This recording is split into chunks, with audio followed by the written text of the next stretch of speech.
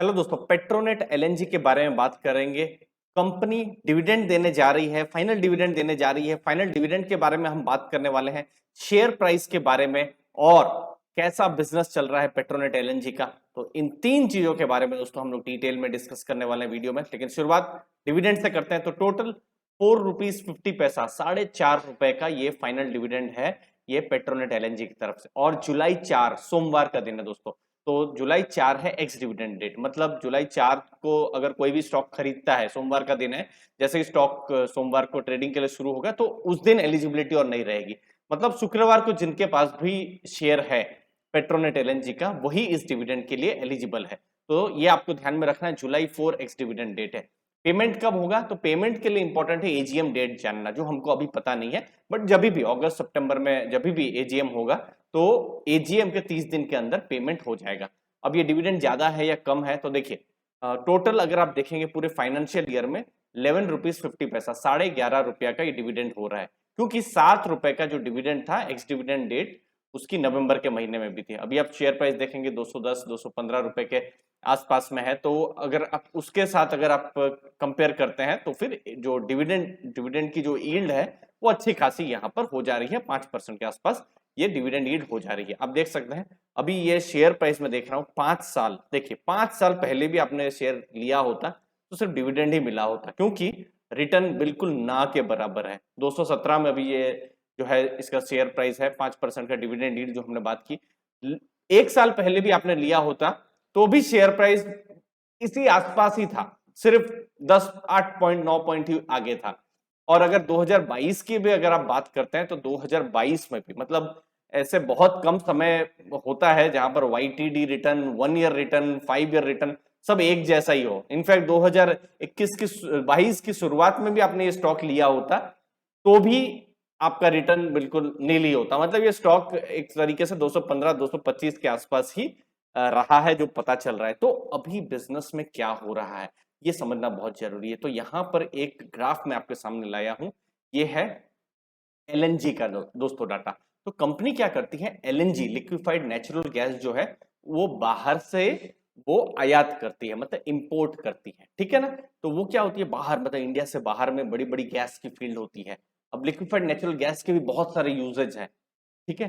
तो फर्टिलाइजर में यूज है, रिफाइनरी में यूज है, उस पर मैं आऊंगा थोड़ी देर में। तो गैस की बड़ी बड़ी फील्ड होती है, तो बड़े बड़े तो इन सब गैस को तो फिर समुद्र से लाना है तो पॉसिबल नहीं है ना, गैस को कैसे लाएंगे। तो इसीलिए क्या होता है, गैस को लिक्विफाई कर दिया जाता है, मतलब उनको लिक्विड बना दिया जाता है और लिक्विड बना के स्टोरेज किया जाता है। और बड़े बड़े जो कार्गो होते हैं, बड़े बड़े जो जहाज होते हैं, वहां पर उनको लाया जाता है, ठीक है। फिर वो जहाज के माध्यम से वो फिर आया, लोड हुआ, अनलोड हुआ, और फिर से उस लिक्विड को गैस बना दिया जाता है। जो भी पंपिंग स्टेशन है उसे रीगैसिफिकेशन प्रोसेस कहते हैं, ठीक है ना। तो फिर से गैस बन गया और फिर जो भी एलएनजी है अब वो पाइपलाइन के द्वारा, जो भी उसका काम है उसके द्वारा वो चला जाएगा। अब हो क्या रहा है पेट्रोनेट एलएनजी के केस में, तो देखिए सबसे पहले तो हाई स्पॉट एलएनजी प्राइस। देखिए दुनिया में अभी खासकर आप देखेंगे जो रशिया यूक्रेन का इशू के बाद में, तो जो जो एलएनजी के प्राइस है, या मैं कहूँ गैस के जो प्राइसेस हैं वो बढ़ गए हैं। तो ये अगर प्राइस बढ़ गए हैं तो कंपनी तो चलिए गैस बना रही है, गैस को ला रही है, अपने कस्टमर तक पहुंचा रही है, लेकिन क्या कस्टमर इतनी हाई गैस को खरीदेंगे, हाई भाव है तो इसीलिए पेट्रोनेट एलएनजी का जो वॉल्यूम है वो इम्पैक्ट हो जा रहा है, ठीक है। तो ये एक चीज है। दूसरा, कंपनी क्या करती है, गैस को आयात करती है, लेकिन इंडिया के अंदर भी गैस प्रोडक्शन ज्यादा हो गया है, कंपटीशन वहीं से आ गया है। तो उसकी वजह से जो मार्जिन्स हैं वो अभी थोड़े से कम हो गए हैं, क्योंकि स्पॉट हाई गैस का प्राइस है, गैस बन भी रहा है तो महंगे में बन रहा है, लोग खरीद नहीं रहे हैं। तो इसीलिए अभी आप देखेंगे, इनफैक्ट आप 6 महीना देख लीजिए तो स्टॉक में कोई अभी ट्रिगर नहीं है। स्टॉक या तो एकदम ऊपर जाता है या नीचे जाता है, कब जाता है, जब कोई विजिबल ट्रिगर हो। तो अभी वो ट्रिगर कहीं दिख नहीं रहा है।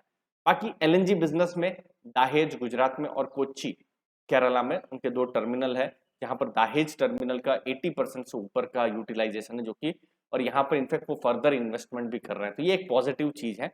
अब देखना रहेगा एलएनजी के प्राइस कब कूल ऑफ होते हैं, क्योंकि देखिए गैस के प्राइसेस तो बहुत बढ़ चुके हैं। अब ये धीरे धीरे जब कूल ऑफ होना शुरू होंगे तो फायदा होगा पेट्रोनेट एलएनजी को। और बहुत सारी जो कंपनियां हैं गैस की, उनके भी प्राइस अभी बढ़ नहीं रहे हैं तो उनको भी फायदा होगा।